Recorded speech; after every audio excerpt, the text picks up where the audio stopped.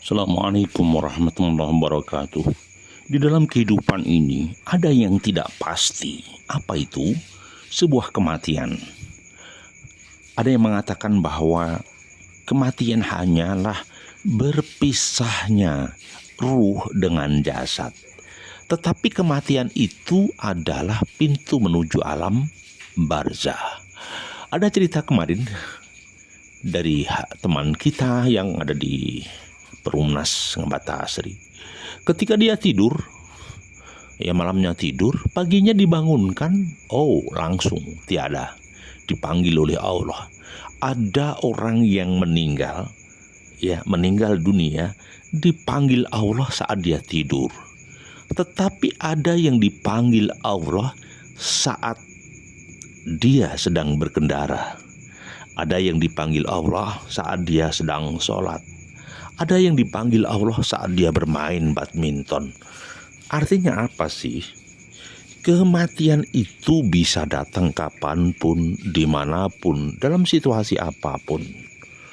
Kenapa begitu? Ya, ada orang yang meninggal dunia saat di ladang. Ada orang yang meninggal dunia saat di kebun. Ada orang yang duduk bersandar di kursi juga meninggal dunia.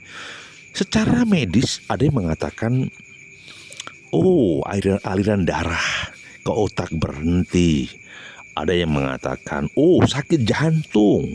Nah, banyak fenomena yang terjadi dalam kehidupan ini. Artinya apa? Mereka secara zahir memang meninggal dunia, tetapi sebab musababnya memang beda-beda. Ada yang karena kecelakaan, ada yang dikarenakan sakit lama, stroke, baru meninggal dunia. Saya hanya mengatakan bahwa cerita manusia, popularitas, nama baik, dinamika strategi, berbagai gaya dan dinamika hidupnya akan berakhir saat datang sang maut. Akan berhenti dan selesai saat datang kematian. Maka saya katakan bahwa mati itu pasti, karena kullu nafsin dha'iqatul maut. Mati itu pasti akan mendatangi, biarpun kita bersembunyi di liang lahat, biarpun kita bersembunyi di pojok-pojok goa, di pojok-pojok kota, maka kematian tetap akan menjemput. Persoalannya sederhana. Waktu, timing kematian itu kapan? Itu rahasia Allah. Tidak ada yang tahu kapan mati seseorang. Tetapi Allah memberikan tanda-tanda. Lu tandanya apa? Sederhana. Ketika gigi rapuh, patah, dan mulai bertanggal atau keguguran. Itu tanda-tanda kematian. Ya. Ketika kulit mulai keriput, mata mulai kabur, rambut mulai uban, daya ingatan menjadi lemah, daya pikiran menjadi pelupa. Itu yang menjadi tanda-tanda sang maut akan datang.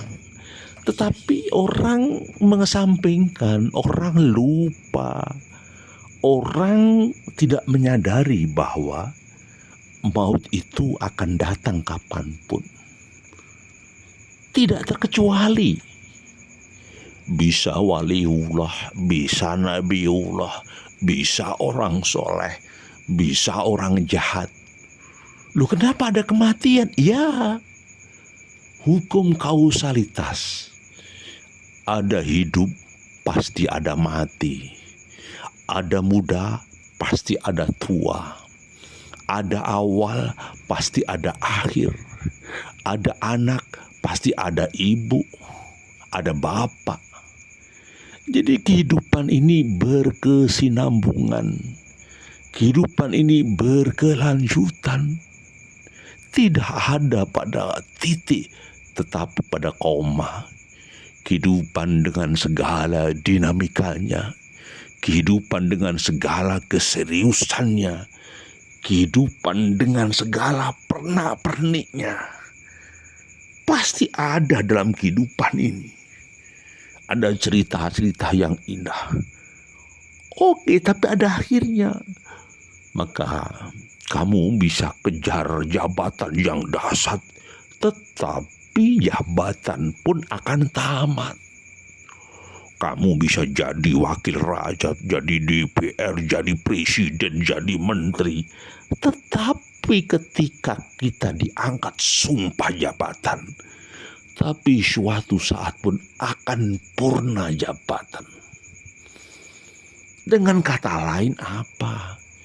Tidak ada yang sempurna dan tidak ada yang abadi di dalam kehidupan ini. Semua makhluk pasti akan mati. Tumbuhan, hewan, satwa, manusia, orang baik, orang jelek, semuanya akan mati. Loh, berarti durasi waktu bagaimana ini? Disinilah pentingnya ujian. Waktu itu seperti sekolah ujian. Ada orang yang nanti pulang kembali Allah dengan rapot yang jelek, nilainya merah. Ada orang yang pulang kepada Allah dengan nilai yang baik. Maka dipersilahkan kita mau jadi orang baik, mau jadi pencoleng, mau jadi orang alim, mau jadi kiai, dikembalikan pada diri sendiri kita. Tetapi ingat, kita mesti bertanggung jawab apa yang kita lakukan. Kita mesti bertanggung jawab pada perilaku kita, lisan kita, tangan kita, dan tindakan kita. Kita tidak bisa diam seenak gue di dunia ini tanpa ada rasa pertanggungjawaban. Ingat, kebaikan akan dibalas sama Allah. Kezoliman akan dibalas sama Allah. Di mana dia balasnya? Di dunia dan di akhirat. Hanya orang-orang yang sombong dan tidak berilmu, dia akan menanggalkan kebaikan. Dia tidak pernah tahu. Dia tidak pernah ingat. Dia sumbernya dari saripati tanah. Dia sumbernya dari air yang amis. Ditumbuhkan di dalam rahim. Dibalut dengan kulit dan tulang belulang. Tidak sadar dia. Tidak sadar. Setelah dewasa, pongah. Dia lupa Tuhannya. Dia mengagung-agungkan uang, hartanya, mobilnya, apartemennya, uang miliarannya. Dia agung-agungkan.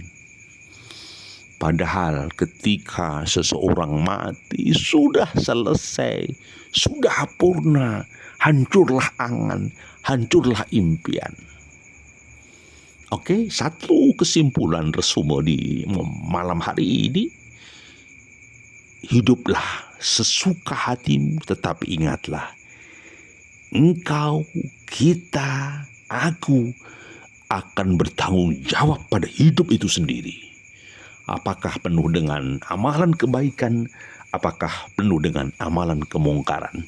Terima kasih masih bersama kami, atensinya di Sukamto Sastro di Mejo Channel. Jangan lupa subscribe, like, dan komen. Terima kasih. Assalamualaikum warahmatullahi wabarakatuh.